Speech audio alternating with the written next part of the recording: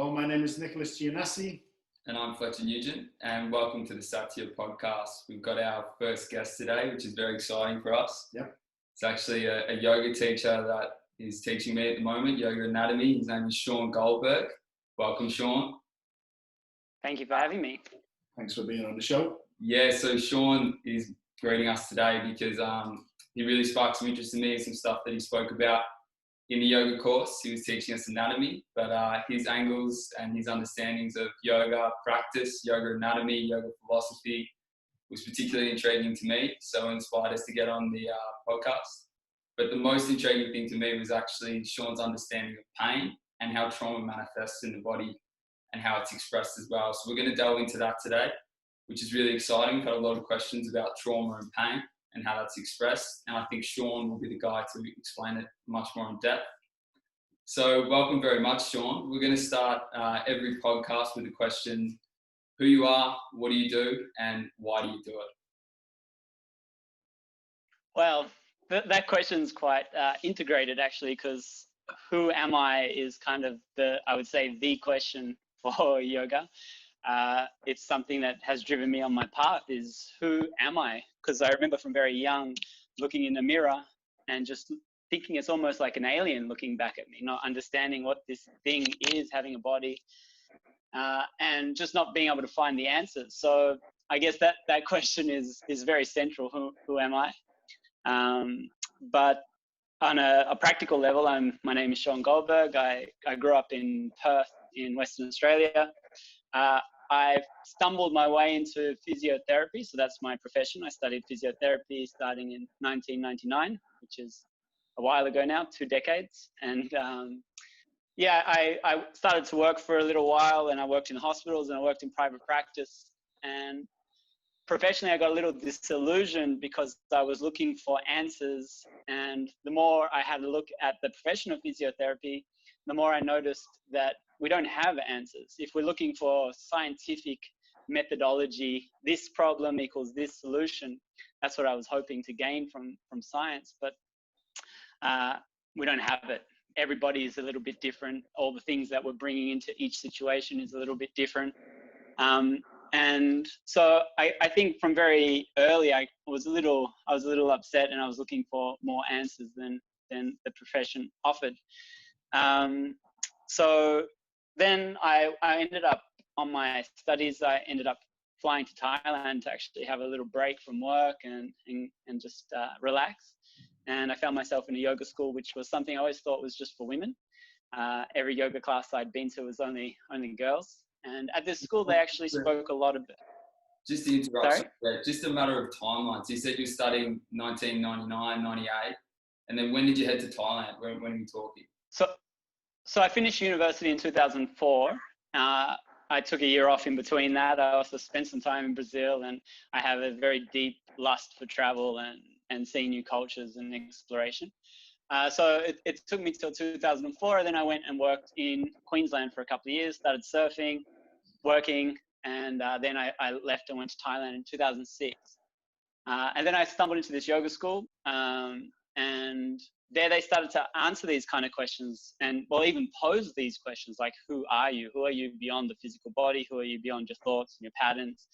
And I'd had several experiences when I was in my 20s, and it just started me questioning reality, the reality that I was experiencing, all the things that I'd been taught.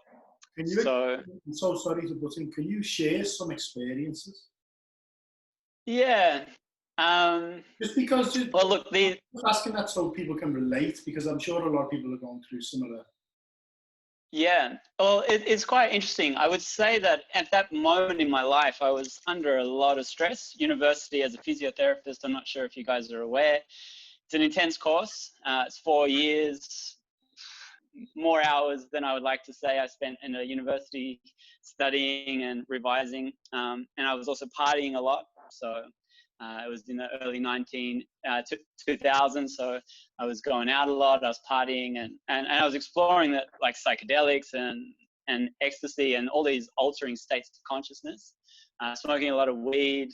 And also my family was was separating and moving into different sides of the country. My grandparents were dying, so it was quite an intense moment in my life. I was about 21. And I remember just going camping with some friends, and something just popped inside of me.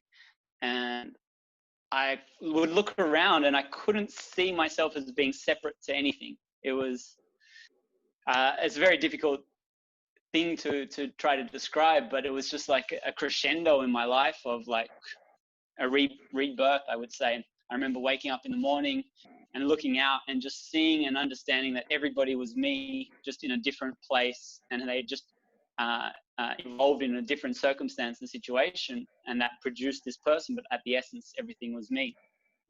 I relate this actually to how the cells are in the body. Everything in our body is me, right? But it just depends on their location and their environmental factors that differentiate them. But at its essence, is all me. Now, here I am 17 years later, and I can make sense of that. But I'll tell you, at that point in my life, I had no frame of reference, no understanding. I just thought I was going crazy. My friends actually thought I was going crazy because I could see that there was no separation between my thoughts and the reality, that it was all intertwined. And I was very lucky and very fortunate.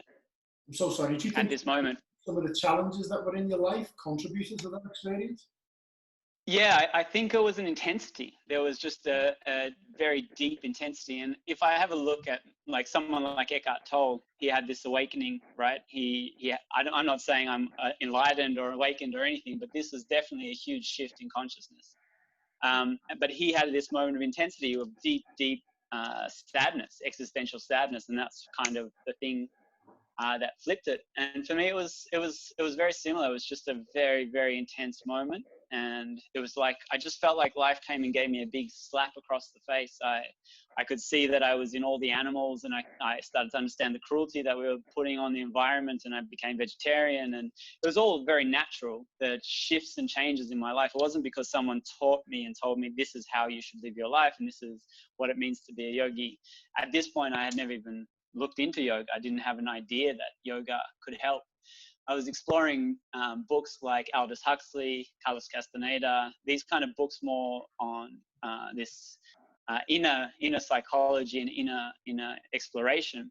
And that was through my parents. My dad was a hippie, you know, he had smoked a lot of weed, taken a lot of acid through the 60s and 70s. And so he had introduced me to these books, and that was my only frame of reference. And I would say it's a beautiful frame of reference and it's very useful, but it was limited.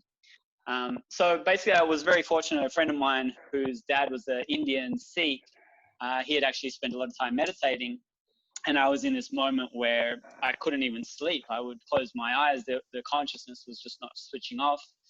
I was astral traveling. I was having lucid dreams. That it was just, there was never a down moment. And I was going to kind of a psychosis at this point because my brain couldn't actually understand what I was experiencing.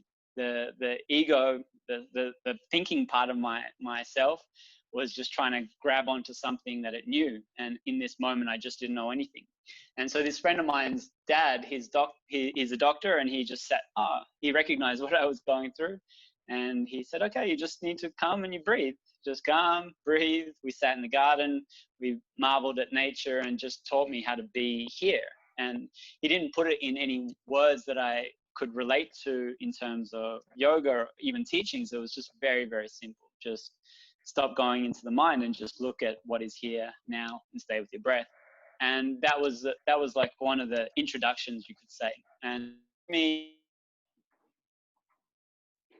great that experience. But then about 2 years later, I went to Thailand and I started studying yoga, and then I started to get a frame of reference for these experiences. I understood that I wasn't going crazy, that actually something inside of me had shifted, and I started to explore these different states of consciousness that we had available to us. That I think before, if I hadn't had that experience, my rational brain wouldn't have let me explore it. So yeah, that's kind of how I got into yoga. But I'd always had this desire to understand, who am I? Why am I born? Why am I alive? What do I do with this life? What gives this life meaning? So yeah, this kind of, I guess, was a very fundamental moment in my transition into being a yoga teacher or whatever it is that I am today. Sure. So, Sean, there's something interesting you said. You were going through that period when you were early 20s, and it sounds like it was very intense. And I know a few people personally that have experienced similar things, perhaps not to the intensity. So it's quite interesting to hear that it's the same sort of experience. But just to pass on to them, how did you manage relationships? How did you manage getting through your day-to-day? Obviously, it sounds like you had some people around you that could help you. But I know it's very intense, especially if you can't sleep and you can't distinguish the self from others. Also, just to go on from what Fletcher's saying, when you did get help from that lovely man, sounds like a true gentleman, what did he do to help you? What were the he just gave that helped you out? He just really gave me a very, very simple practice of breath awareness. There was nothing more or less to it, because it was just this noticing that the mind would go racing, and paranoia and all kinds of really intense emotions started to arise. So we would just sit in the garden. Like, he didn't give me a practice, but it was just, when it was more like, okay, you notice it, I could see that I was going in these big waves of calmness and madness. And I could start to see what was causing me to fall into that hole of madness was just wanting some form of reality that I was familiar to grasp onto. And I came across many people after this that actually ended up in mental hospitals or drug-induced schizophrenia and all kinds of things. And they basically get medicated to such a way that it calms the mind down so that they don't go into that. So I think what's most important is having a practice, but then connecting to nature, because nature has this ability to calm us down. And if that heightened sensation is happening and you haven't trained your mind, it's very easy to get caught up with the mind and get lost. And it's very uncomfortable because there's no escaping. And that's why many people find meditation very difficult. So that's how I see asana comes in, is that's a grounded, rooted practice in physical reality, that you're learning to become present with movement, and then you become present with your breath, and then you become present with the mind. So each stage you're kind of getting more and more comfortable with this internal reality. But if that internal reality becomes so loud, it can be overwhelming. And I think that's why people have bad trips or bad experiences like this, because consciousness is just blown up to such a degree. All the lights are on, and if you are not prepared what you're going to see, and that internal landscape is not being cleaned up a little bit, it's very uncomfortable. So to come to Fletcher's question about what I would advise is just some very, very simple practices, like going into nature regularly, and just sitting with your breath and trying to stay grounded in this present moment as much as you can. And if the thoughts go about trying to latch onto something, it's just to allow it. Much easier said than done, but it's a simple practice. But when you go into nature, do you also mean disconnecting from technology, for example?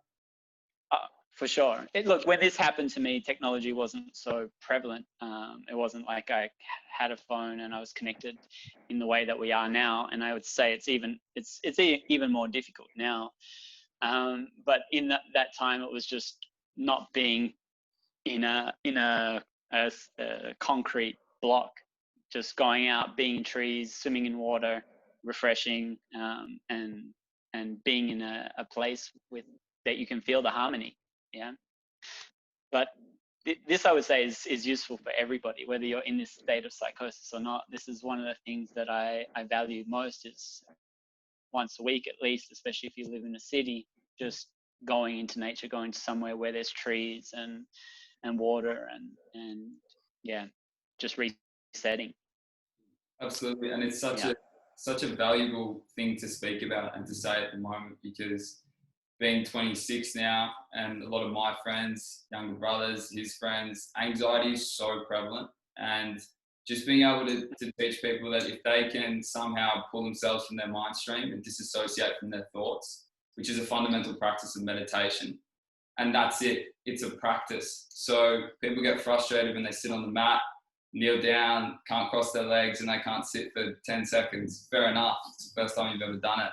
But the value and the merit comes from practicing. So it's good to hear you now speaking from the age that you are in that practice, and you've received the fruits of that practice as well. But yeah, I wish I had had a bit of practice when this experience arose, because that's what, you know, that's what you're practicing for, is this expansion of consciousness. And yeah, it's very useful to have that in a toolbox. Yeah. I have a few questions. Yeah. You just said, Sean, are you still a vegetarian?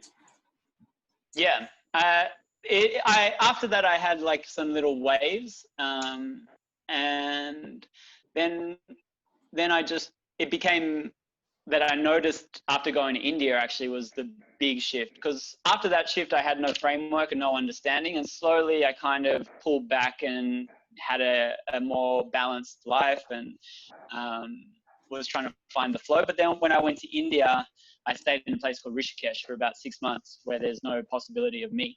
And that was the end for me. I noticed I felt better. My mind was clearer. It was easier to sit. And then now meat just seems so foreign to me. It's not that I miss it, but there is so many implications of eating meat on the planet at this moment. So I guess now it's just natural for me, but it probably didn't shift at that moment forever, but it shifted about 2 years later when I went to India. That was the end. And honestly, it was because meat there just looked so bad. I remember walking through a market and seeing meat laid out on tables at the butcher's place, and crows sitting on the table eating straight at the butcher's. And I thought, oh my God, if this is the meat in public, I don't want to know what's happening behind closed doors. So that was the end for me. But yeah.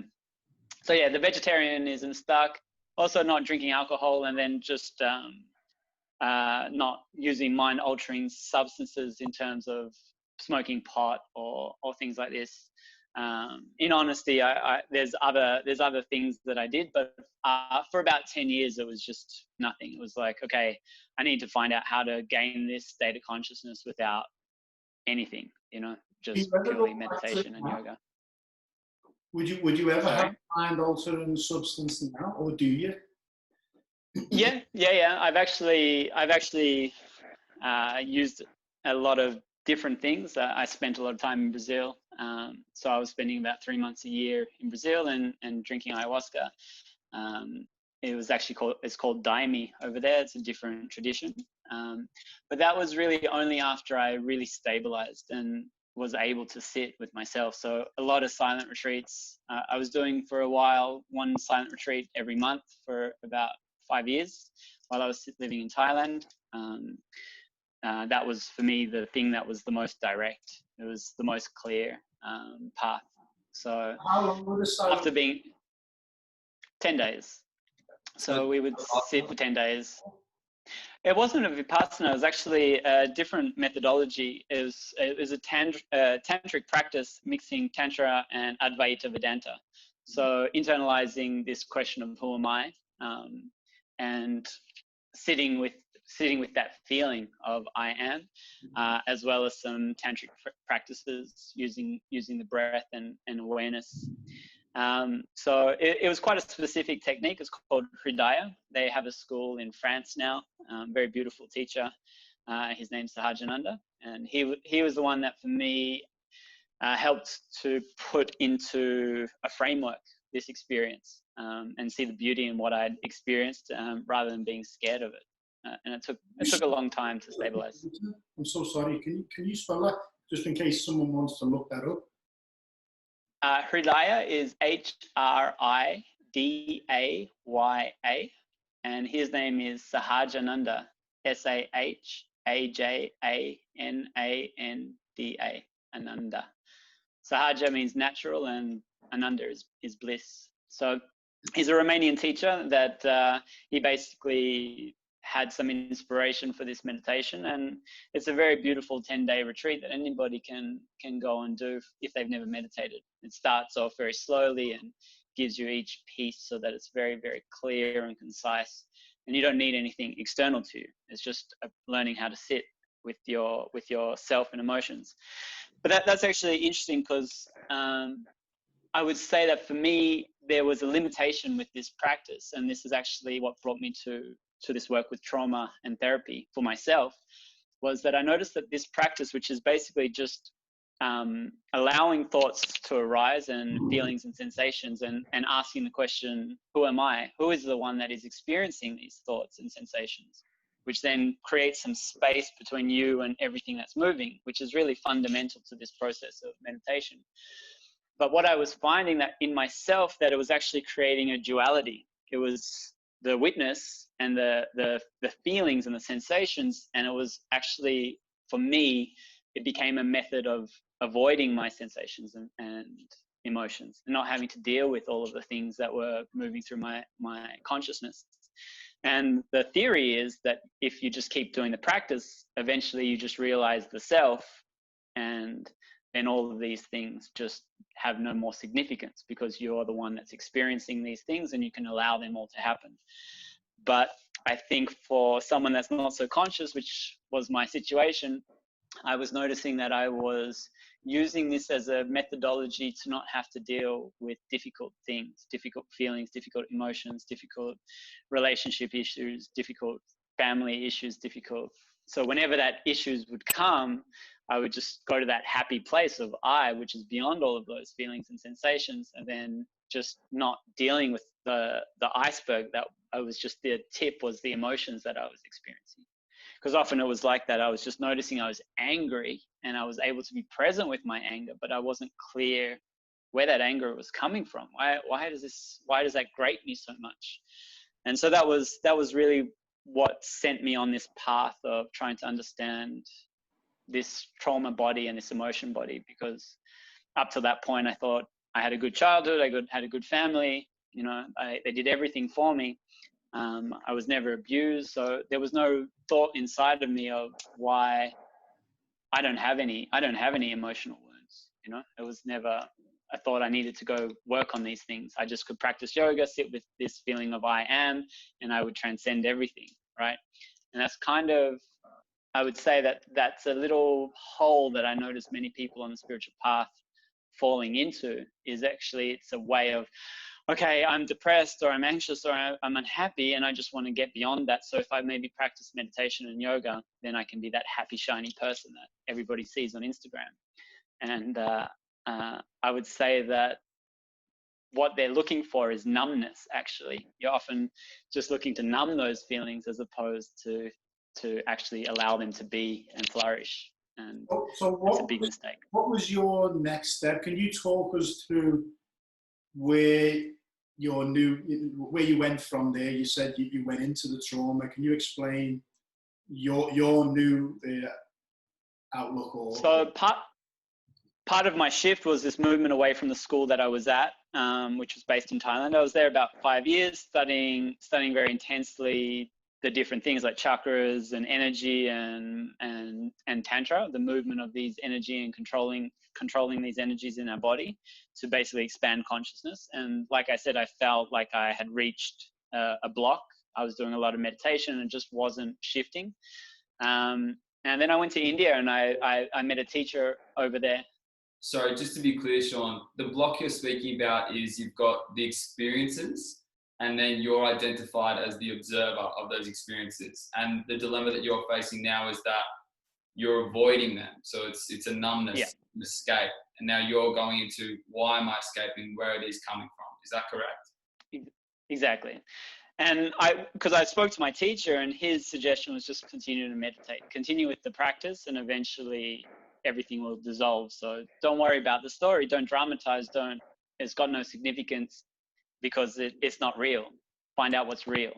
And this is the path. This is the path of Advaita Vedanta. So yeah, I found that for me, that wasn't satisfying.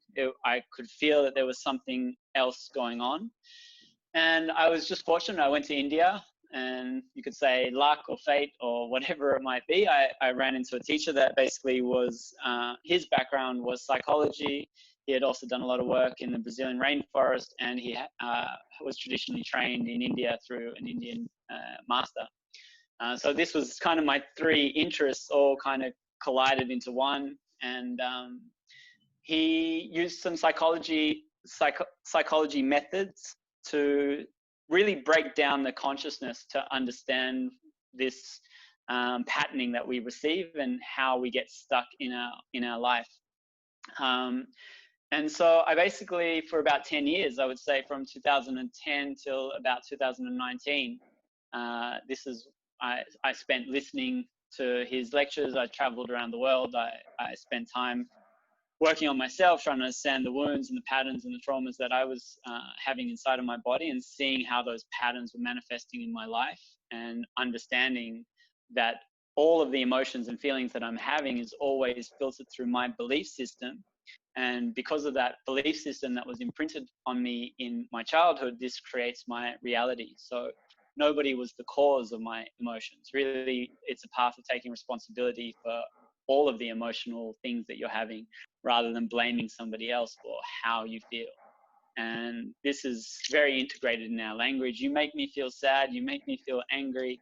But when we start to see, you can look at the world situation, how many different opinions people have. The situation is as it is. And whether you feel frustrated, happy, relaxed, angry, this is your perspective. Then we start to understand that these belief systems that have been imprinted on us have then carried on into our adulthood, and they're ingrained. So starting to take that responsibility was very central to that next step. Was I'm angry not because of her. I'm angry because of what my projection is of her. Yes, maybe she's stimulating me to find those places inside of me, but it's very difficult when you're in that emotion and you can only see the enemy, that enemy image that we projected on the other, and it creates just war. So it's been an unraveling, I would say, that balance this observer, because the observer is essential so that you can observe these feelings and sensations and not be overtaken by them, but also to acknowledge them. And I would say it became more of a path of inclusion of those feelings as opposed to a pushing away and separation, which maybe was my misunderstanding. Because fundamentally, we're still having this experience. Yes. So we have to experience. So, exactly. Exactly. And to fight with reality is the most futile thing that we can do, right? I don't want to feel angry. I don't want to feel sad. But once we can accept those feelings, then we can actually allow them to move. That energy can become in motion, right? Emotion. So can I just ask who the teacher is who you've been with for 10 years? Yeah, my teacher was, his name is Prem Baba. He's a Brazilian teacher. He's still teaching. He's in India at the moment.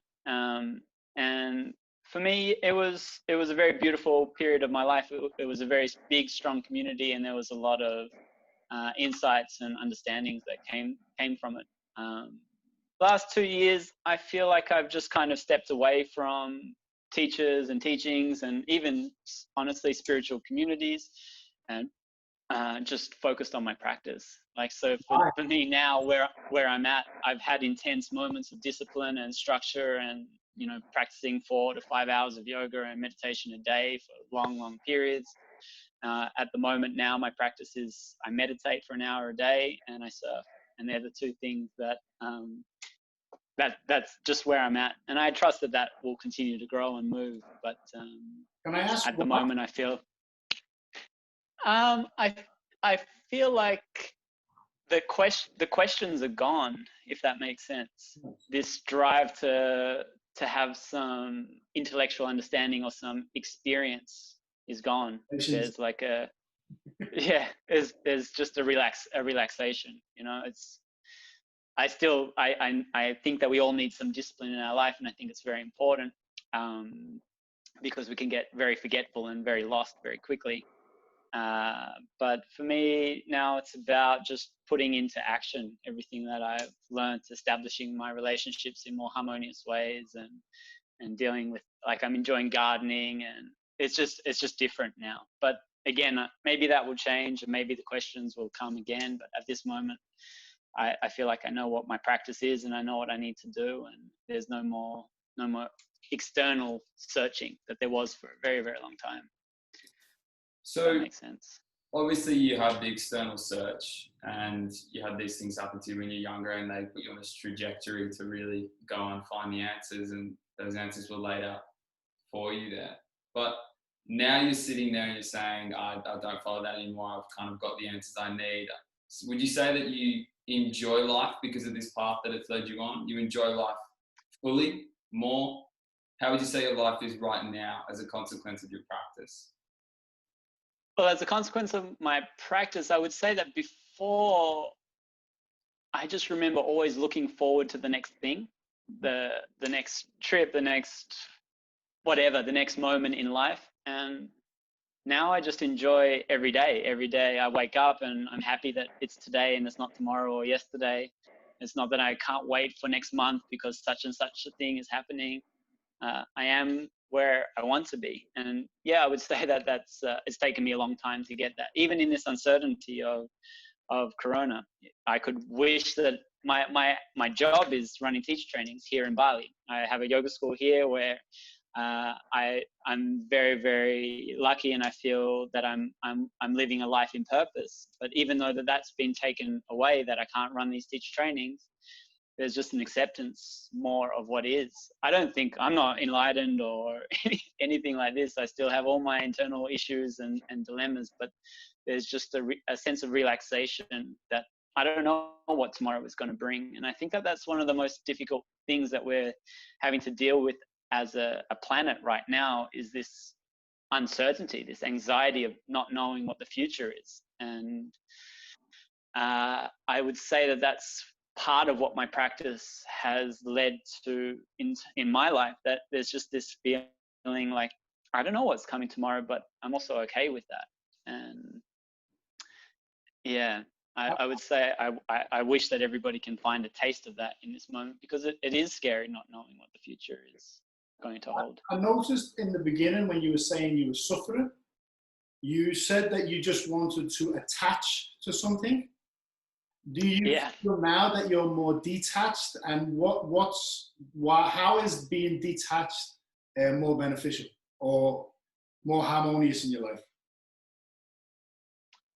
I think that question kind of has left me, but it was the suffering that I was mentioning was just even the knowledge that the sun would come up in that moment of deep suffering. It was just only what was. There was like, when it was dark, it was like the sun is never going to show its face again. You know, it was that reality is the only moment in reality that ever is or will be. So it's very hard to say that from this mindset that I have now, which is obviously I'm back in reality and there is a future and a past, and both hemispheres of my brain is working. But at that moment, it was not like this.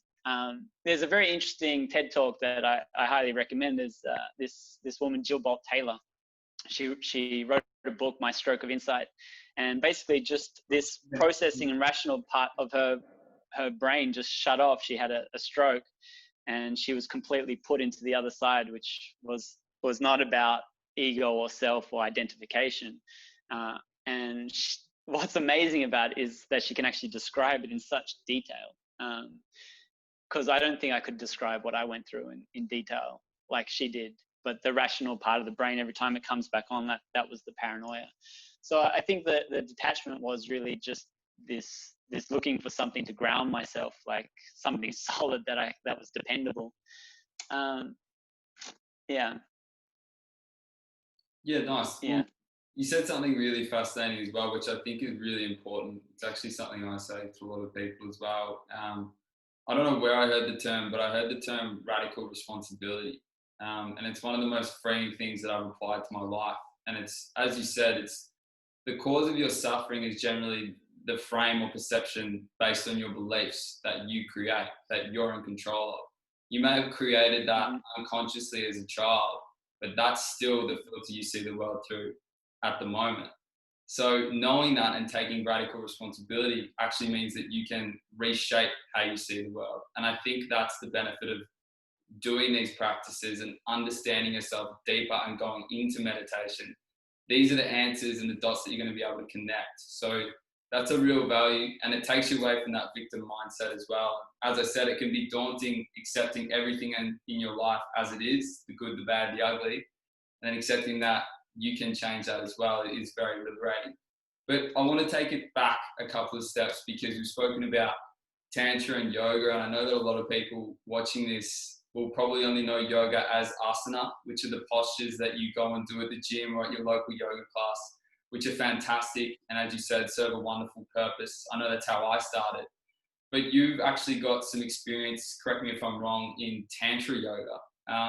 And I know the understanding of Tantra, especially among probably my mates, some of them might listen to this, is, you know, related to sex and doing cool things with your girlfriend, blah, blah, blah, which it does involve that to some respects, but it is much, much deeper than that. And I think you'll be able to speak very well on that. So can you give us an understanding of, I suppose, what Tantra yoga is and how you got into it? Yeah, it is a huge question, and we could probably do a whole podcast on that and all the misunderstandings about Tantra. But basically, Tantra, it talks about there being a web that interconnects things, the interconnectivity of everything, that you pull on the web in some aspect, and it's going to affect the whole web. So this interconnection that we talk about in Tantra is really that there is no separation between the inside and the outside. Everything that's inside is reflected on the outside, and it goes so well with many aspects. But in that way, that you can manipulate energies outside of you or inside of you, and that will have tangible effects both ways. So there's traditional Tantra, which this is basically where my studies ended up leading me, because I also have an Indian teacher who I study Tantra with, and it's called right-handed Tantra because it's clean, non-sexual Tantra. Left-handed Tantra is the dirty Tantra. You're going to have sex and you're going to have drama and all the consequences and dangers involved. But it's really, Tantra is defined as the use of mantras and yantras, which is, mantras is kind of prayers or words of power in Sanskrit, and yantras are their representation in geometrical patterns. So you might be familiar with the Sri Yantra, for example. And in this way, you use those two tools to then create transformation and bring those energies through resonance inside of you. I would say that that's been my main practice in terms of the meditation that I use, for example, is a tantric meditation practice, who I've got my teacher in India. His name is Guruji Rajkumar, Rajkumar, and the school's name is Shivoham Tantra. So you can find this online for sure. But through him, he doesn't speak English, and really there's no teaching. It's just do your practice. Here's your practice, and you go and do it. And a big part of it is this guru-disciple relationship, which is taking away your sense of self-will and surrendering that. And there's some relief that somebody else can take care of your practice. You know, there is something definitely beautiful to that, but it has to happen naturally. So I would say that there's a lot of confusion about what Tantra is, because there is this idea of this use of energy to bring us to higher states of consciousness. And really one of the biggest ways that we can produce energy in our life is through sexuality, right? Anybody has a look at how our society works, sex is really at the base of it. Why we dress, why we go out, why we make money, you know, everything is so highly integrated with sexuality. So that's a very, very small part of what Tantra is. And traditionally, on the right hand, you won't have sex. You use all of that sexual energy to then bring you to the higher states of consciousness. So yeah, but the sexual Tantra is much more exciting and much more interesting. And that's part of what I did study in Thailand. This school was a Tantric Yoga school.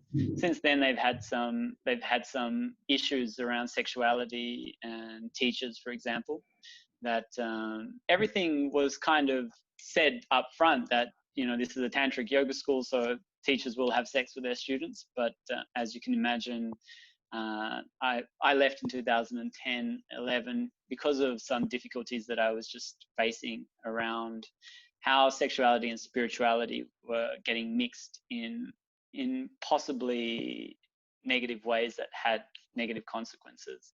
I myself never had any experience or any issue around that. I was with one girlfriend the whole time that I was at the school, so we just didn't participate in any of the drama. But for sure, when you mix sexuality and spirituality under this term Tantra, some dangerous situations can arise, especially when you're looking to somebody that you're respecting. There's always going to be a power imbalance, and I think it's something that can be very easily abused. Is that why you call it, you mentioned it was the deity side? Is that because of the entanglement? That's... Yeah, it's kind of a separate issue, because at that yoga school we studied a lot about Tantra and understood the body of knowledge. You know, we were studying spiritual texts, but there was an aspect of sexuality. And then with my Indian teacher, there's no sexuality. It's just the practice with the deities and the yantras and the mantras and fire ceremonies and different herbs and these kind of things. The one other thing that I'd just like to quickly mention about Tantra and yoga, that the way that I look at it is traditional Hatha yoga and traditional practices, they are about establishing discipline in your life, about establishing the ability to say, I'm going to wake up at 5 o'clock in the morning and I'm going to do my practice before I go to work, and I'm able to put into action what I want to do without getting confused. And that's very essential on the yoga path. What they say is actually then Tantra becomes the ability to let go of that control, because at some point you realize you were not the one that was controlling. So in the beginning, it's important to take control, but then at some point you need to let go of that control and then find the flow of life and be able to move with that. But if you don't take control and you let go of control, then you're out of control. You're not surrendered. And that can be jumping the gun a little bit too soon. First, you need discipline. Everybody needs discipline. And until you have that discipline, you can't let it go. Otherwise, you're going to just be flopping around in this. And that's the fundamental teaching in Buddhism and Taoism as well. It's to, you create the habits to eventually drop them when you... Exactly. And same with art, right? You learn the techniques, you learn how to use the brush, and then you let it go, and then you flow. And then that's when Tantra becomes art. But in the beginning, you need to learn the rules and the systems and dedicate the time and the practice. So if you jump too fast into that attractive, exciting place, it's very easy to get lost. They say Tantra is like walking on a sword's edge with fire, on either side. So you want to be careful. And the teachers, it can be dangerous. Yeah, it can be dangerous because you're playing. Sorry? In terms of spiritually dangerous, when you look at karma, the karma that a spiritual teacher who gets lost, taking advantage of someone spiritually, they can gain so much karma from doing that. Yeah. And we're seeing a lot of those repercussions right now in the world. It's so many amazing teachers are just falling. And there needs to be a real solid foundation to be able to walk this path. For sure. And it's a really important point. And I think anything of value in this world, we tend to forget now because everything is so accessible. Like I think about being able to do a yoga course online now. And I remember actually signing up, which is the course that you've partaken in teaching as well. And I remember signing up and thinking, how the hell can you, because I've done it before, how the hell can you teach yoga in depth online? And I was mistaken. Don't get me wrong, I don't think you'd be able to do it at many places, but I was mistaken with you guys. But my point is that there is such value in learning how to walk before you can run, because you're building this solid foundation. But what people forget is it's wonderful to have access to these things and to see how far you can go. Don't get me wrong, that's so exciting, and I've been there. And I'm just at the very start. As we said before, I'm like a little baby. But what happens along the way as you progress is you get these little pieces of fruit that keep you going. So it's not like you're dissatisfied the whole way. the path is laid out for you as you're meant to go. So yeah, it's a really, really important point. I think anything of value in life, you have to walk before you can run, but especially with, and I don't know much about this Tantra stuff, but I can certainly see how it could be dangerous. So you said something really interesting as well about your teachers there at the Tantra school. Do you have any advice for people that are engaging with spiritual teachers and any guidance for them? I know we've spoken to a few people about this. We've been very blessed. And I think one of the best things I ever heard was the teachers should make you feel almost like, you know, this compassion, this overwhelming compassion, this care. But also don't get too involved in the teacher. It's the teachings. So do you have any advice on that, or for anyone picking a teacher? That last one that you gave just gives me goosebumps. But also I would say that if anybody tells you that their way is the only way, that always scares me. I don't know. Because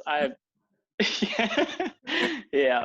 So, you know, if somebody says that this is the only path that's valid or right, and then I normally walk the other way, you know, that for me is already, or the idea that you need them to progress on your spiritual path. Yeah. I think your path is your path, but, and as many people as there is many ways, and it depends on what moment in your life, what way you need now or then. If I receive some teachings at one point, they wouldn't touch me.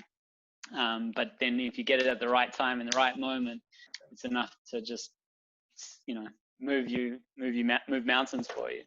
So I think for me, it's a couple of those things. And then if I look at the teachers that I found, it was more like they were expressing things more eloquently in things that I felt already inside. It was like they're putting words to what I knew to be true, as opposed to teaching me something. And for me, that was, you know, I was looking for answers, and I knew something was missing in my understanding, and I just couldn't put my words to it. And when I heard it, it was like, yes, that's exactly what I've been trying to understand. I feel this inside. And for me, then it just opens the door, as opposed to... That's the importance of a teacher as well. Sorry? And that's also the importance of a teacher as well. Yeah, it's not their knowledge either, like you were saying. You know, they're displaying the teaching. I also found it difficult sometimes to separate. I was a lot also disappointed in the fallibility of my teachers, and it took a long time. I remember even at that first yoga school, I was looking at these people that were 10, 20 years into the practice, and I would look at them and think, okay, if I'm going to dedicate 10, 20 years of the practice and I'm going to be like that person, I don't want this. You know, I'm not going to spend my time. But somebody else said to me, you know, just imagine if they hadn't been doing the practice, you know, where they would be and what kind of life that they would be having. So then I started to understand the fallibility and the human aspect. You know, we don't need our teachers to be perfect. We need them to be real and genuine, like you were saying before. So these are some of the things. And they say also that the teacher finds you, you don't find the teacher. If that, absolutely, you know, maybe that's just a story. Yeah, but I totally agree with that as well, because it's like in life, when you're really pushing, trying to search for something, it feels inorganic, it doesn't feel right. And that's the importance of being present. Yeah. That's the importance of having these foundational grounding practices, is because you open yourself up to these possibilities. And if it's meant to happen, it will happen if you're open. My teacher actually says, when you're looking for a teacher, if the emphasis is on serving all sentient beings, that's a good sign, rather than focusing on the self. And another thing I wanted to add to what you, Fletcher, was saying, which was funny, was when you start out, you might want to be a master, but the further you go, the more you just want to be happy being yeah, I've looked at some of my teachers who have many, many disciples, and I think I never want that situation in my life. No way. I don't want to be responsible, and, you know, everyone coming to you with their problems and their issues. So I'm quite happy not to be a master for now. All right. Well, again, we'll probably take another turn. because I know a lot of people, well, a few people really want to get stuck into the trauma stuff, including myself. And me. And yeah, I think it is a really fascinating topic, and you did a really good job of explaining it. And of course, we're always learning, the teacher's always progressing, but you've obviously done a lot of work to understand it, and you've got that background based in science, physiotherapy as well, and been practicing for so long. So that's one of the reasons we asked you to come on. So I'm going to ask you, what is pain and what is trauma? And then, of course, how are they expressed? Good question. So I would say that pain is inevitable. It's part of being human and having a human experience. Things are going to be painful. We're going to cut ourselves, and people are going to disappoint us and betray us, and we're going to break bones. And it's natural and normal for us to experience pain. And the role of pain is to tell us when something is dangerous, something needs more attention. And I would go a little bit further, that I would say that the discomforts that we feel in life is often life just trying to show us to be more present and experience what is, because it's calling our attention, literally. That's its role in our nervous system, is to call for our attention. Now, if we have that pain and then we start to tell ourselves a story that may or may not match reality, what that pain means, we could end up actually making that pain more amplified than it really is. That experience can become more dangerous than it really is. And there's many situations in which that happens, especially when that pain persists. So the way that I look at it, how it works, is that the traumas that we experience, that we as humans and animals, just our nervous system is wired in a way to try to get away from pain and move towards pleasure. So when we have these painful experiences, these traumatic experiences, especially in our younger days, we don't really have the tools in our toolbox to understand what those pains mean, what the significance or where the other person is coming from. And we don't have methodologies in which to defend ourselves. We only have a few ways in order to deal with it. We can cry, we can run away, we can get angry, we can have a tantrum, but these are quite childish ways of dealing with that painful situation to try to make it stop. Now, whatever way that we find works, often we get stuck with that way of dealing with that emotion and that situation. The example I often give is, say that you have a job and you're working in your job and you get given a task, and the task is to spend 2 months preparing this paper and present it to your boss. And you present it to your boss and you say, "Here you go, boss, I've done all my work. Can you tell me how I went?" And the boss looks at it for 30 seconds and says, "That was shit. I'm not interested. You need to go back and do it again. This and this, this and this and wrong is wrong." And then you can sit there and you go, okay, how do I deal with that? Now, you won't rationally deal with it, but there's going to be a way that you deal with that situation that is unique to you.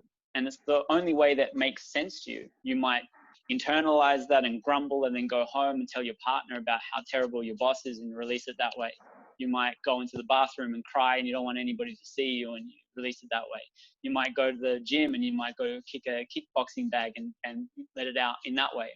Or you might go home and eat a tub of ice cream and deal with it in that way. And those ways that you've learned how to deal with that difficult emotion, if it's, for example, eating, every time you were upset when you were young, your parents gave you some food because that stopped you from crying, then your nervous system has become wired that when I have difficult emotions, they release uncomfortable feelings and sensations. How do I improve that? Okay, I put some other stimulus or do something else so that I cannot deal with that difficult feeling or emotion. And the way that you tend to do that becomes really built into your nervous system, that there feels like there's no other way to choose to do anything in any other way. If you look at somebody else and you see how they dealt with that situation, you would just be like, how can they deal with it like that? That doesn't even make sense to you, because the only way that you deal with it is what you know and what you know to work. And in that way, I would say this is how we get trapped in patterns that is basically the same neural system is just running all the time. And why do we have that difficulty in dealing with those feelings and emotions is because it's uncomfortable, and it often reminds us of when we first learnt that. So, for example, that person that you're dealing with, your boss, might symbolize to you your parents, and that your parent was dissatisfied with something that you were doing. And that situation then just reminded you of that dissatisfaction, and how you dealt with it as a 3-year-old is the same way that you deal with it as a 30-year-old. And that there's been no evolution. We grow physically and we grow intellectually, but often we don't grow emotionally. Somewhere that emotional body got stuck. And from my perspective, what I've understood is why it got stuck is that painful feeling was too much for us to handle at that age. And so we just said, no, I don't want to feel that feeling ever again. And you build layers and layers of defenses so that that feeling will never happen again. So now what happens is that anything that comes close to feeling like that, you already try to prevent it and stop it. So in a way, you numb yourself from those feelings and you say, I don't want to feel that. And so you're saying no to reality and no to your feelings. And in that way, you get stuck in these patterns where the same situation is happening over and over again, whether it's real or not real. So now your pain sensations are no longer telling you what is actually dangerous. It's only what you perceive to be dangerous. In yoga, they often talk about this analogy between a coiled rope and a snake. You walk into a dark room and you see something coiled in the corner and you think it's a snake, and your responses and your reactions are that like it is a snake. You might start to sweat, your heart starts to beat faster, you might scream, then you turn the light on and you see it's just a rope. It's just as real to your nervous system, because your perception is everything. So if you perceive that to be dangerous, your body is going to respond to that. And that's often how chronic pain, anxiety, depression, stress, anger issues, these repetitive cycles that are just actually getting amplified more and more, because it's, from my perspective, life is saying you need to pay attention to this. Your perception of reality is not real. It's not true. It's just a filter that you're seeing reality. Something is not aligned, and you need to pay more attention, especially if it's coming over and over again into your life over and over. So a good way of recognizing this is just noticing if you're having a very similar set of emotions in many situations and you feel stuck. That feeling of stuck is literally like a neural pathway in your brain that there isn't another branch. You know that you want to react and deal with that situation in another way, but you can only get angry at your boss, and you can only go home and eat that tub of ice cream. You don't know another way. There isn't a new path in the brain to actually deal with that situation. So this is how I see that traumas then get stuck in our body, because we didn't have the ability or tools to deal with the pain in the first place. And so we won't even let that pain be present, or that emotion or that feeling be present ever again. And so we stop the flow of life. And when we stop the flow of life, we get stuck, and then it becomes repetitive. So what would you suggest for someone who's listening to this and definitely identifies with having, dealing with emotional traumas that way, still knowing that they feel stuck? What would you suggest as a practice they can do? There's many stages in it. The first stage, I would say, is just identifying that that's where you are, that you're stuck. And there's a few different clues or indicators that I give for you to recognize your stuckness. One is blaming the other for how you feel all the time. You're having the same set of feelings or emotions, and you're having multiple relationships, and they keep breaking down because of the same reason, the same fights. Your partner's always like this, and you want to blame how you feel on them. It's often a sign that there's something that's stuck inside of you. So in that blame, you can turn that blame the other way, because that's the other way people deal with it, is self-blame, which I would say is shame or guilt.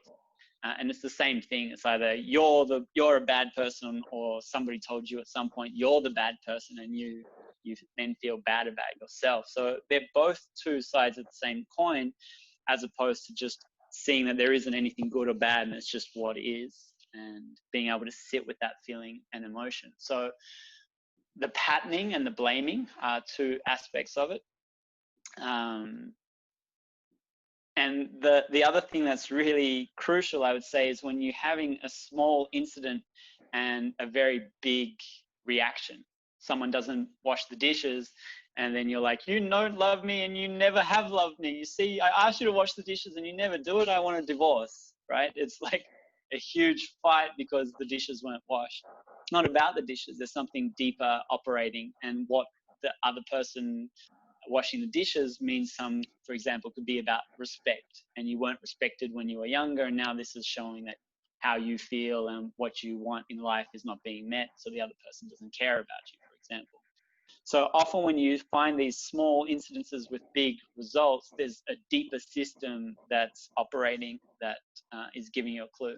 So the first step is then understanding your situation, that I'm stuck, I'm having the same thing, and then that can lead you to a greater understanding, and then a step of responsibility. Okay, this is my responsibility. These are the feelings that I'm having. I like stories, so I'll give you another story. I had a patient who, she was hit by a drunk driver with a car about 2 years before I met her, and she was very angry for 2 years. You know, she had a broken bone. The bone healed and mended, but she then started having pain in her hip and pain in her leg and then pain in her neck, and it was just expanding the pain. It wasn't getting less. The physical wounds had healed, but there was very deep emotional wounds because she was very much, I wish that he never hit me. He's an asshole. How could he have done that? Irresponsible. He needs to pay. He needs to make me better. And until there was a understanding of, okay, I have been hit by a car. I have got these injuries. Now what can I do to get myself healthy? Until there was that moment of taking responsibility for who she was and what was happening with her, there was no chance of healing. So these are situations where you can see blame is impending on your ability to heal and deal with your wounds. She wasn't able to accept and feel the pain. There was a wishing to change it or get rid of it. So that's the second step, is then actually being able to sit with those difficult emotions and turning off external things. And for me, the biggest tool is meditation. So if you have a difficult emotion or fight or feeling, maybe you can remove yourself from that situation. If you're fighting with a partner, for example, remove yourself from that situation and then just do some self-exploration of literally what the emotion feels like beyond your description of sadness or anger or jealousy or whatever the labeled emotion is, but what does that actually feel like in your physical body? So, okay, I feel sad. Where do I feel sadness? And for some people, this is easier. Oh, I feel sadness in my stomach, and it's quite dense and heavy, and it might have a feeling or a color or an image.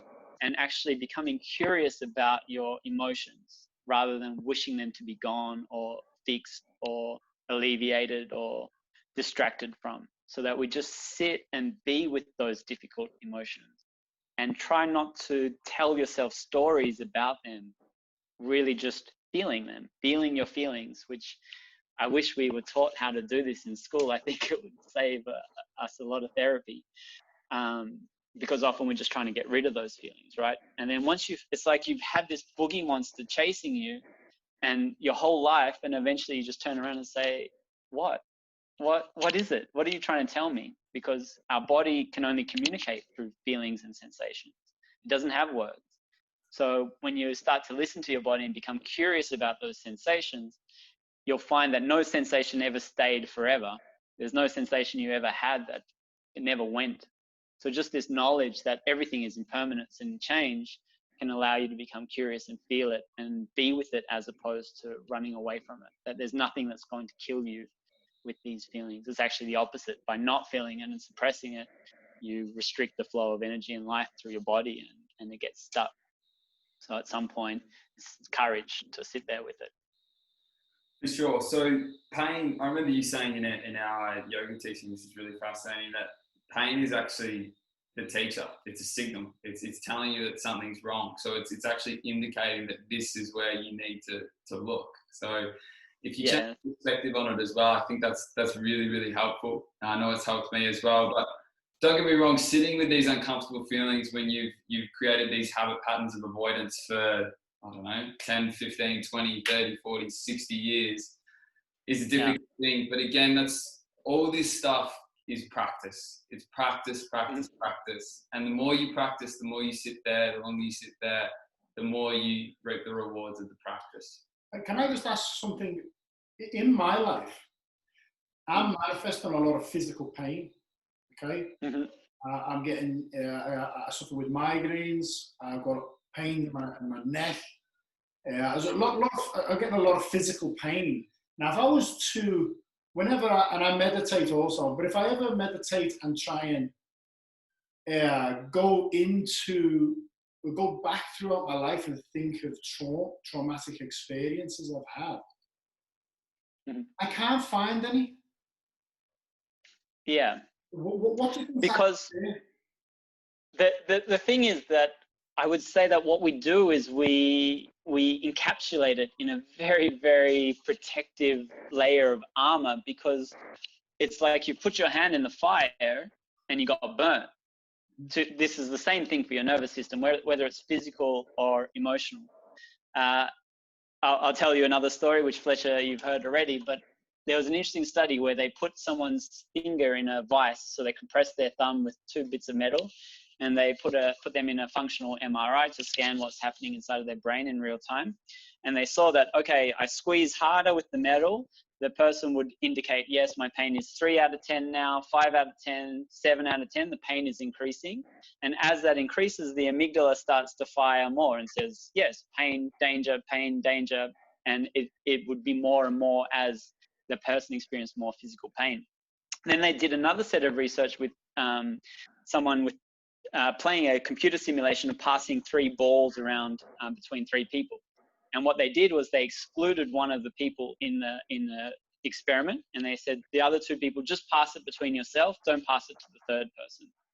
And they had a look at the results of that 3rd person, and about 30% of them would actually walk out and go, there, that was fine. There would be nothing going on in their amygdala. And the other 60% would walk out and be like, man, that was terrible. They left me out. No one passed me the ball. I'm so angry. I came and did this with such good, intentions, and then they didn't include me. And their amygdala was going off just the same way as somebody who had their finger in a vice, that it was still pain, and the brain was just saying danger. This is a dangerous situation where you're being excluded.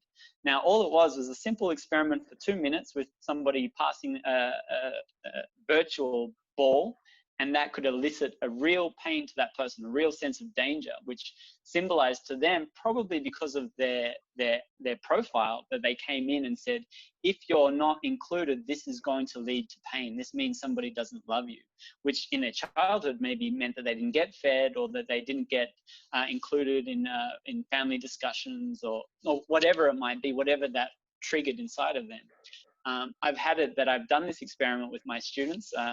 I please ask for forgiveness for anyone that I upset. But there was once, I remember very vividly, a girl that left crying. She left like it was the end of the world. She knew all of the people in the experiment. She knew I was doing some experiment around pain with the students, and that triggered something so deep inside of her that through some awareness and understanding, it showed her something about herself. Was some people can just laugh about the ball not getting passed to them, but some people really take it personally and think that it's because I'm not good enough, or nobody likes me, nobody's ever loved me, no one ever includes me, whatever it is that reminded them of their story. So the difficulty is then sitting with that feeling once it's triggered. I find that you don't actually need to go looking for your traumas. If your life is flowing financially, it's always there. If it's flowing financially, if your relationships are flowing well, your family is flowing well, your friendships are flowing well, then your traumas have been dealt with. You're seeing the results of it in your life. But if you feel like you're stuck somewhere, things are not moving, it's often because of this, that there is something that's undealt with, that you need to pay some attention. You feel suffering because of it. And that's the other distinction that I make, is the difference between pain and suffering. Pain is inevitable, but suffering is a choice. Suffering is really about the story that you are putting onto that painful experience. Like, for example, with your neck. if you say, oh, my neck, it's sore, and every time I move it, oh, I'm just getting old, and my body's breaking down, and I'm not going to be able to do the things that I love, and then that pain actually then will become more dangerous or less dangerous. More. It's going to become more dangerous, right? Because now it's not only that you have a pain, but also that pain means that you can't do the things that you love, that you can't go and play tennis, and it has a bigger set of consequences too. So you're telling yourself a story, what this means about the future, that often actually exaggerates the importance of it, which then actually heightens your nervous system to pay attention to it more. I'm sure that everybody sitting there listening right now, if we all do a body scan, you can all find somewhere inside of your body that is painful. Like if I really sit here, I can feel some pain in my knee, can feel a little bit of pain in my head. But if I am saying that, oh my God, there's pain in my head, maybe I've got brain cancer and it's a tumor, and then you're going to work yourself up, and then it becomes more and more painful and it doesn't go away. So it's a balance of being able to be present with that, but not dramatize. It's not trying to get rid of it or trying to make a deal. Okay, I'm going to be present with you for 30 seconds and then you should be gone, or something like this. It's just this ability to be comfortable with what is, and that's one of the tools of meditation. And that technique? Yeah. If you were to do that, for example, you're not trying to heal it.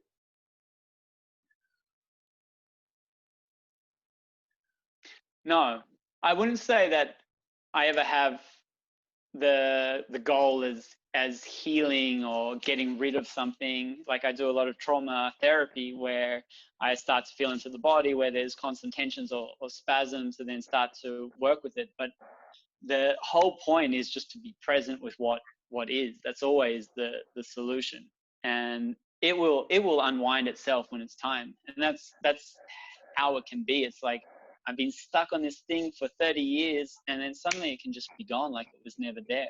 Like you're so angry with somebody, and then you just understand something about where they were coming from and their perception of what, and then just suddenly it's gone. It's not that you had to try to forgive and work on this, or it's just, I've understood it. I see it from all angles, and now there's a freedom from it. And it can just be like that. They say it's like a dark cave. You've been in that dark cave forever. It just takes one turning on a lamp and that darkness is gone forever. It's not the darkness, because it's been there forever, means that it's harder to be relieved. Can you do it the other way around? So instead of addressing the emotional aspect to heal the body, can you do physical practices to heal the emotion? Yes, you just need to be careful that you are not using physical practices as a way of running away from your feelings. So, for example, I had a patient who was obsessed with running. She had to run every single day, and it got to the point she was getting stress fractures, she needed knee reconstructions, and her body was breaking down, but she just had to run. And in one of our sessions, we were talking, and I'd been working with her for a month or so, and I just asked her, so when did you start running? And that was enough. That opened, wow, I started running when I was a kid, and I remember my parents fighting in the kitchen, and I just had enough, and I just ran out of the house, and I just ran, and I finally didn't have to think about that. And it was just this moment of like, oh my God, my obsession with running is because I don't want to deal with my problems. It's a physical way of avoiding having to deal with the physical emotions. And it's literally an obsession with running away with the problems, and her body is breaking down to the point of, pay attention, there's something that's not aligned. And so we need to be careful with that. But that said, physical things like hatha yoga and these movements definitely can help with the traumas that are stuck inside of our body, because you'll notice that, for example, when you are scared, the way that you are has a physical configuration, that you hold your breath, you close your chest, you protect yourself. That has a set of internal musculature that is aligned to then help you feel protected. And that happens on very, very subtle levels with all of the things that we experience in life. If you're feeling open, you'll notice how your belly feels and the breath is moving in a more relaxed or constricted way. When you're feeling anxious or tense or upset or angry, your body will take some type of internal posture. And often those things are stored as muscle memories, especially if you're having that emotion often throughout the day and throughout your life. It becomes habitual and locked. So things like hatha yoga and different types of body work can actually help open all of those feelings. And then the difficulty is once that gets released, and this is the point where it's really, there's only so much a therapist can do, is they can open those flows of energy, but then how do you deal with the content that comes up? Because sometimes it happens, I'll find something in somebody, we'll work on it, they'll have a release, and then they'll see that there's a memory or emotion that they don't want to deal with. I'll never push somebody to have to deal with it. But now here is the emotion that you don't want to deal with. It's there. It's waiting for you. Whenever you're ready, you can look at it, or you can deal with the implications of not looking at it. You until you see how much suffering not dealing with it is causing in your life, you often won't want to go and deal with it. Like you have a difficulty opening your heart to other people because it was hurt at some point and you decided you need to protect it. Then after having unsuccessful relationships where there isn't a reciprocity of love going both ways, that eventually that gets more painful than actually risking opening your heart and being betrayed. Yeah, you'd rather, okay, I'm going to open my heart and have the experience of love, which is what I want, and risk heartbreak. But until you're willing to feel that feeling of heartbreak and deal with it, then you're doomed to repeat yourself, unfortunately. Yeah, so it is really, really fascinating. I think what's really critical there is people realizing that traumas are stored in the body. It's like a pain response, and it's also habitual in the mind, in our habits, but also in the body as well. So things like yoga and doing physical practice, like I shared with Nick, I was doing yin one day and I was in a hip lunge, and I was in it for only like 3 minutes, which is not a really long time in yin. And I just got super angry and then started like crying, and I was like, what is that? Like, what's happening there? But we also have this understanding with crying as well that it's a bad thing. But I've heard so many stories, and you don't even have to listen to the stories. It's how do you feel after you cry? You feel like there's this release. You feel like you've dealt with it. But often we don't allow ourselves to release and sit with it. So going within and doing the practices and becoming disciplined in something will allow you to sit with these things. So no one's expecting you to go away and listen to this podcast and, sit there and deal with all these past traumas. It's a process again. It's always a process. But yeah, having a disciplined practice. And to have patience with yourself, exactly, is because maybe now this is too much pain for me to be able to deal with. There's maybe reasons why you've locked it up, and until you have the resources to be able to be present with it. Yeah. And the reason don't beat yourself up. The reason I asked that question about the kind of physical body heal the emotion was because something Fletcher mentioned to me that you had said when you said. Yeah, so I don't want to misquote you, so I'll let you tell the story. But it was where you were doing I forget what you call it now, the Sanskrit name, but it's the forward bend. You got your legs straight, you bend like that over. Yeah. There was some trauma before, and then you could go. Paschimottanasana. Yeah. Could you share that story? Yeah. Well, up to that point, I had just, up to that point, I just had assumed that the way stretching works is you stretch a muscle over and over again, and eventually it gets longer, and that just makes sense. But yeah, I'd done a lot of emotional work, and I had found some traumas that I didn't even know existed, and I cried and I punched pillows and did all of these kind of things.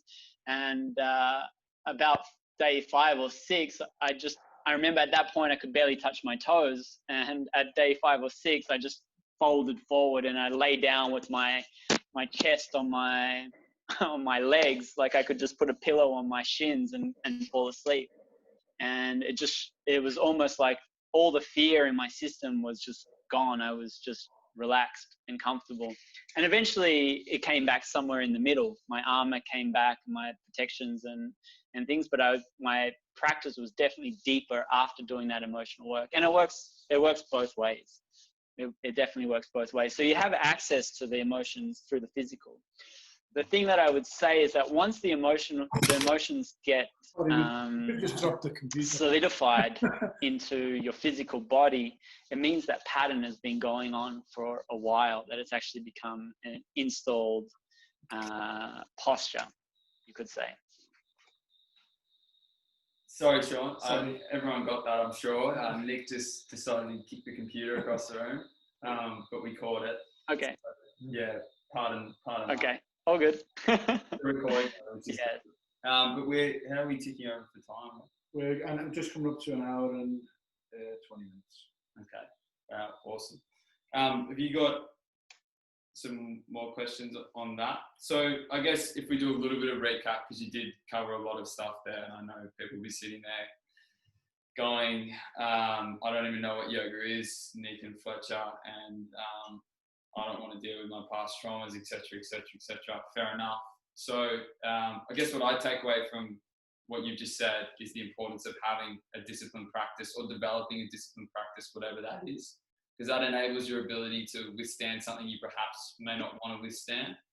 And again, building on that, building these habits, and then being able to deal with these traumas. But why it's so difficult, or why we should want to move past these traumas, is we get caught in these loops, these ruts, and we don't see things as they are. So we miss the fullness of life.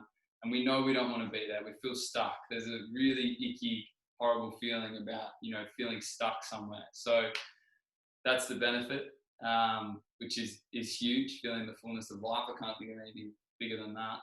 Are there any other questions you have on that? One thing that I just wanted to clarify is, if someone's listening to this, and because I've been meditating for a long time, and I still have, as I said before, I still have challenges getting down to what my suffering is emotionally. You know what I'm saying? So just say someone's listening to this, they've never meditated before. Would starting yoga and actually starting from the stretching, could that help free up any emotional traumas, or at least bring them to the surface so then they can identify them and work through them? Absolutely. And Fletcher just shared an example, right? He was doing a pigeon pose where he's stretching his hip, and suddenly this thing that has been contracted and holding on for dear life just let go, and the energy that was trapped there would just then suddenly appear.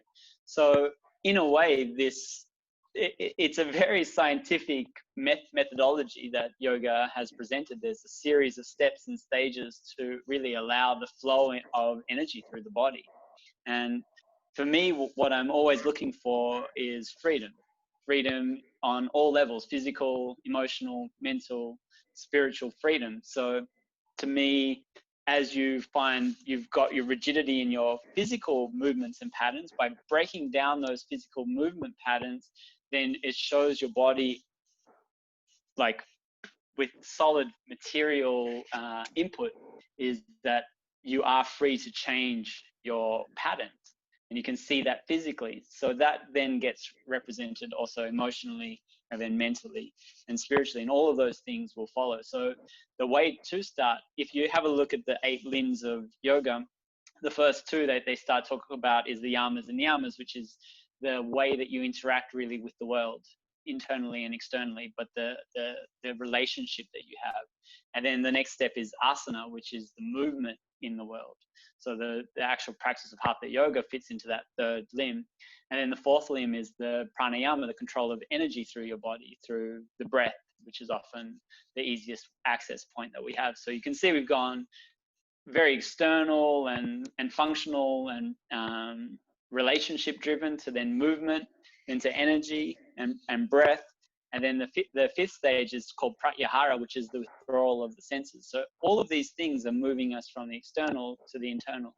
and then concentration, and then meditation, and then samadhi is the final stage. But in this way, each one takes us deeper and deeper and deeper, and the physical component is definitely an amazing stepping point. It's necessary. It's the one that got me started, and I'm sure most people get started. It's what separates also gymnastics from yoga. Yeah, it's that physical awareness with your movement, as opposed to goal-oriented movement. Is just the goal is to be present, as opposed to achieve the splits or achieve whatever it is.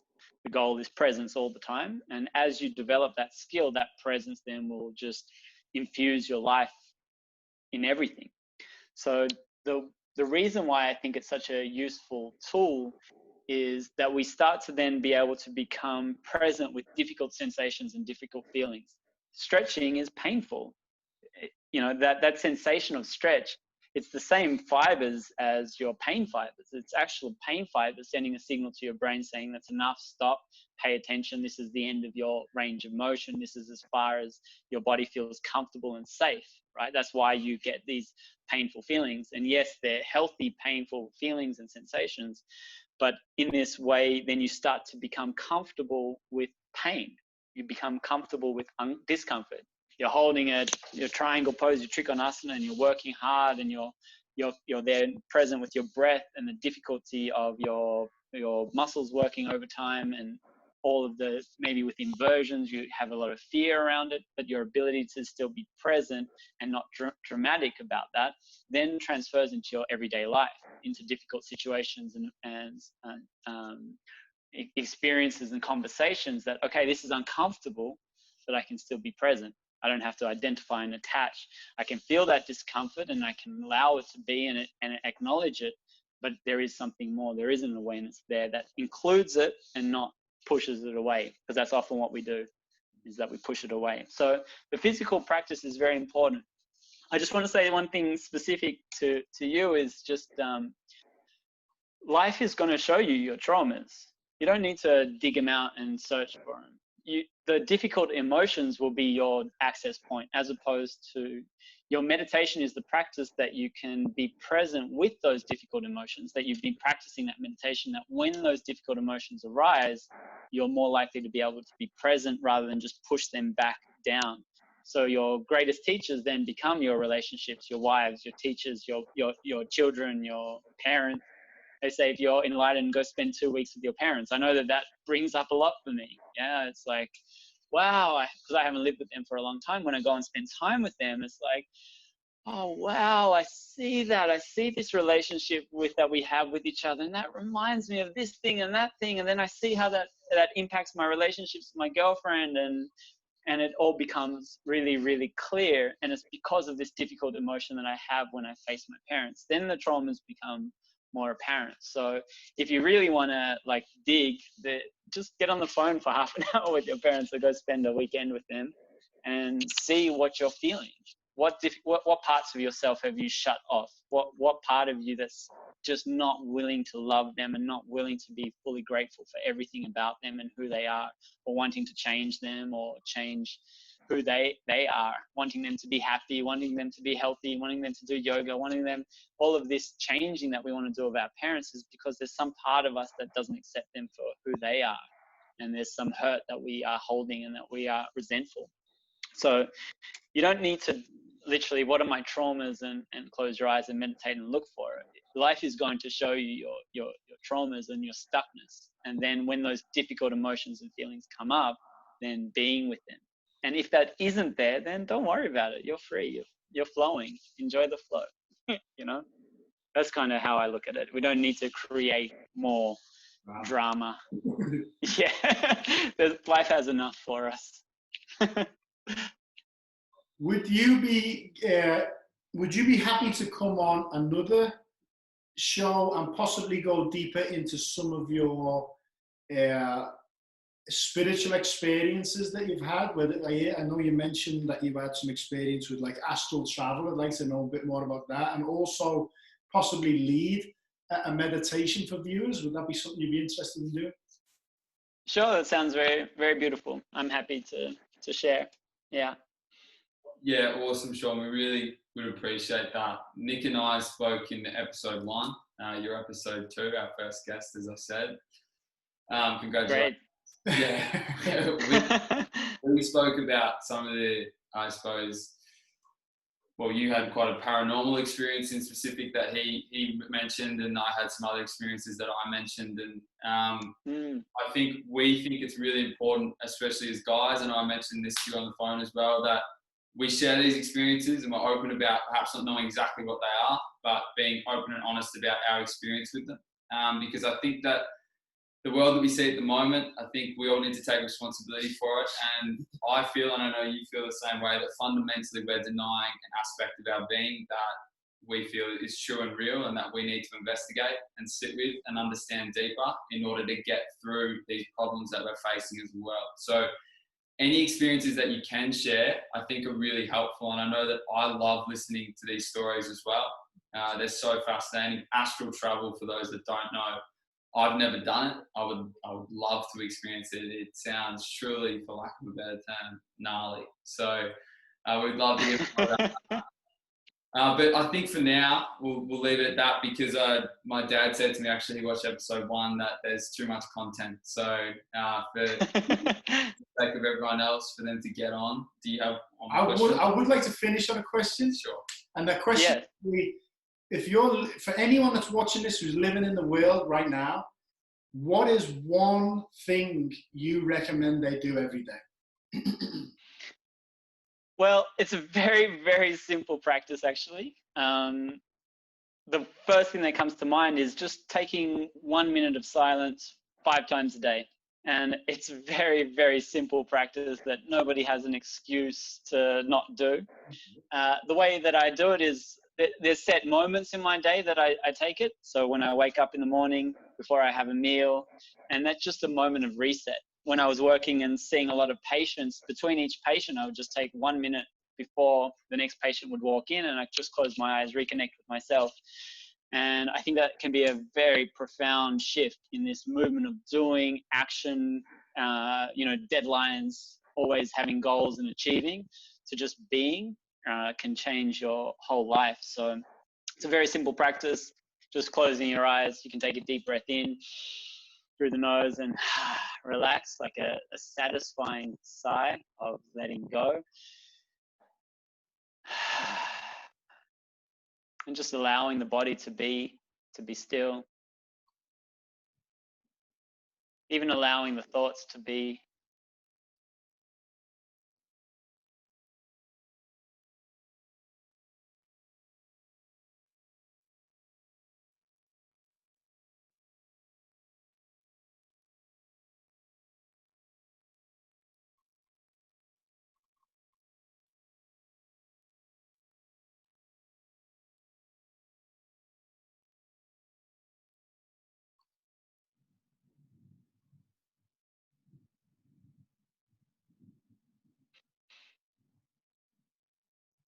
And then whenever you feel like it's enough, you can just take a deep breath in through the nose and out through the mouth. And that's it. Very simple practice, but it just resets everything. Resets everything. So yeah. Is the right way. Yeah. Sean, thank you so much. And as Nick said, and you agreed to, thank you very much. We'll have you on again for sure. And we'll talk Thanks, guys. more of your experiences. So thank you very much today. One last thing, if people want to reach you, they want to contact you, is email best? Do you not want to hear from them? You're busy. I know people listening to this probably going to learn yoga. I know you teach yoga over in Bali. I think it'd be a great course. Yeah. So so we run yoga teach trainings in Bali. My school is called Samasti Yoga. Maybe we can leave a link for it down the bottom. Absolutely. And we do 1 month intensives where we explore these subjects that we have talked about, integrating this Western mindset with psychology and therapy, as well as the traditional Indian aspects of yoga, hatha, meditation, and pranayama. And also I offer anatomy courses, and then I live in Bali. So if you ever want some therapy and you're in the area, I do some trauma release therapy, which is the physical application of what I've talked about. So you can reach out to me through the website, Samasta Yoga, or my Instagram is Yogi Goldie. So maybe we can put both of those links there. And if you have any questions, you can reach out. Thank you so much. I Thank really you so much. enjoyed that. Thank you. Be awesome. Thanks, guys. Much love, brother. All right.